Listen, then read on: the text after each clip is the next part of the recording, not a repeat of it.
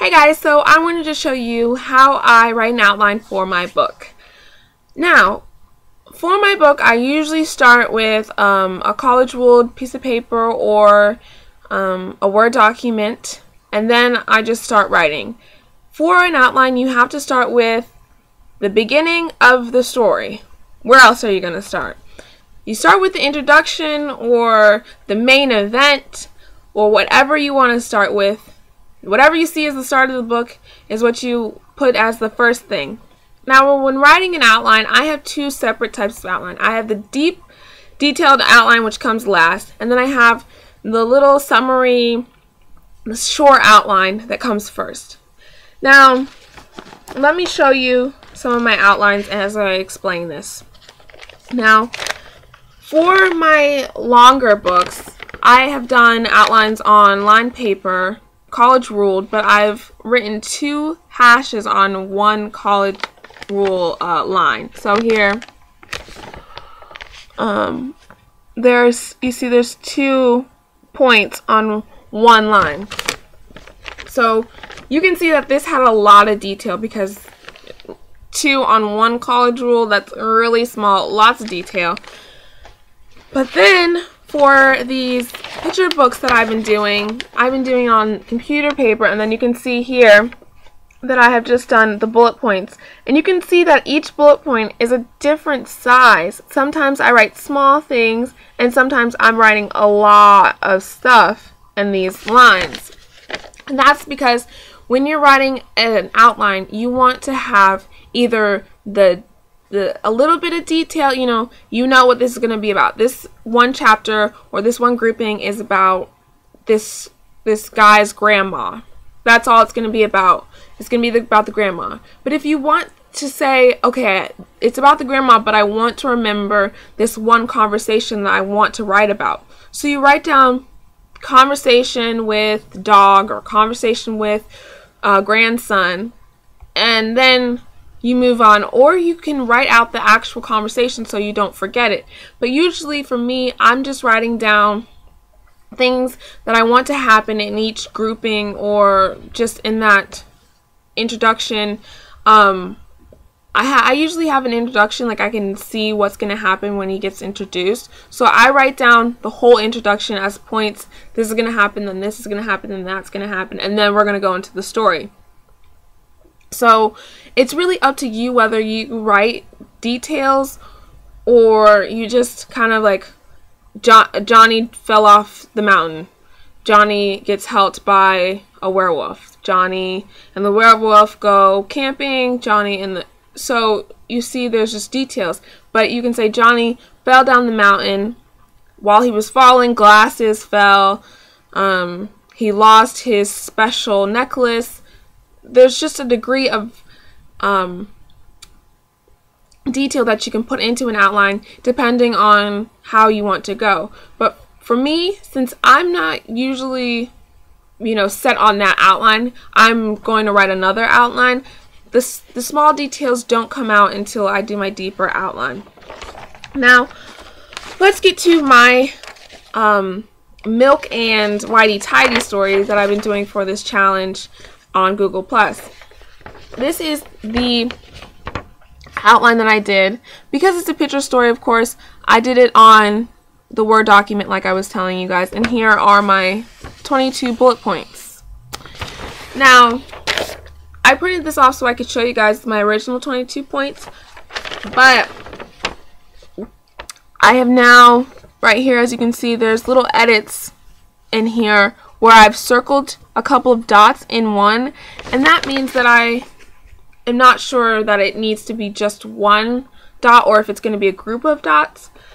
And I don't like to say that these dots are chapters or anything. I usually like to just let the ideas just flow out, and then I put my chapters in. It's almost like people who they say, oh, well, I'm done the first half of the book and now I'm editing, and I'm like, why are you editing right now? If I don't finish the thought, my mind will go crazy. My mind will overload. It's like, okay, well, stop. Let's get going. Why are we back up here? Why are we back up here? You need to finish this thought. So I'm crazy. obviously, but I need to get these ideas out, and then I can go back and revisit everything. Back to the outline. So this is the outline that I use to help me write my deeper outline. As you can see, everything is highlighted, which means that I finished that thought in my deep outline. Now I go to my Moleskine, trusty Moleskine, and as you can see, this is the writing that I have started for the book. In here, I write down everything from character details, landscape details, character names or character people, what they say, where they're going, every detail, conversations that I know that I want them to have, every little detail that I can think of, I put down. Because I'm seeing these ideas as a movie in my head, it's just so easy for me to write down exactly what happens. And I'm a very visual person, so even in my dreams I'm getting ideas. Every dream I have is an idea, and I had this one idea where I'm running and I come to this large cliff, and there's a map of the United States, but there's waves crashing over it, and then there's this high diving board, and I have to jump off. Some girl is yelling, "Jump off, just jump off." And I jump off, and then I'm teleported somewhere else. And that idea came to me when I was writing this Whitey Tidy book, and I was like, that needs to be in here. And so then I wrote it down as an idea in here, and it's now a part of the book. So it's really, the planning is really visual, and if you don't plan well, then you will get stuck. I used to just write a book without planning, and then I would forget the ideas that I wanted to tell. I would forget a lot of things. I wouldn't be able to keep going because I'd be like, oh, well, what's gonna happen next? And so I'd be sitting at my computer halfway done the book, and I would be stuck. And I hate being so stuck in like, okay, let me find out what's going to happen next. No, I need to know what's going to happen next so I can write it and make sure that here goes with down here, you know, the beginning goes with the end, instead of writing the beginning and then being stuck. For people who get stuck, it's all in the planning. You need to get your planning nailed down, because if you've already seen the whole movie, you can write the book. So when I can see the whole thing, I can write the whole thing. So here in my Moleskine, I've written the whole book out. Somebody could take this from me and probably write the book. Now there are abbreviations for characters who don't have names. There are little annotations that look like this book is a treasure map that people probably couldn't understand. And again, I'm crazy.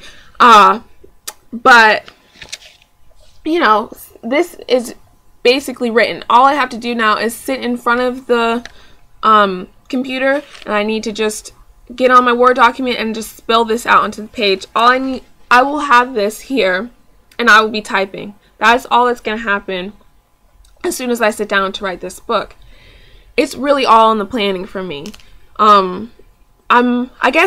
I guess that's why I write books so fast. I'm a really great planner, and I can really visualize these things. I can see this as a movie. It's clear as day, and it just flows out when I can see things. And so I don't know if I'm the only one who visualizes these things and does their planning by visualizing each step and really moving through the story with the characters. If you do this, let me know. And is there any other way that you guys have planned your books? Do you use a Moleskine by any chance? You know, I have like stacks and stacks of Moleskines with books that I've written, but then I haven't put them into paper yet, that are just waiting to be written. I was happy that I got the planning out, I got the thoughts out, they're down now, but I haven't sat down to write them into the computer, which is kind of crazy, because it's like, you have all these stories, Ellie, why don't you just publish them? And my dad says this to me all the time. He's like, you have these stories, you just need to keep writing. And as I hear other writers talk, they're always like, just keep writing, you just got to keep writing. And I'm like, okay, I'm gonna keep writing. And I've published, you know, 11 books so far, and I am keep writing, but there's other books that I think, you know, I want to do first. And so, you know, there could be more for me if I took the time to write each story that came to me first. But in this crazy mind of imaginations, there's so much going on, there's so many stories that it's hard to pick and choose sometimes. And what happens is that I just feel motivated, more motivated to do one than the other. But I really hope that this helped you guys. You know, the planning is really everything, and that's how you get, that's how you avoid getting writer's block, is that if you have the plan, you can see it in your head, then you're good to go. You really are good to go. If you can see it in your mind, then you're really good to go. Let me know, is that a problem for you guys, that you guys can't see the book? Like, when does writer's block happen to you? That's what I want to know, because writer block usually happens to me when I'm writing the outline. I'm usually like, man, what is going to happen next? Like, they're here, I can see them in my head, and they're stalling. They're just like, okay, what's going to happen? Are we going to go through the forest or not? When does writer's block happen for you guys?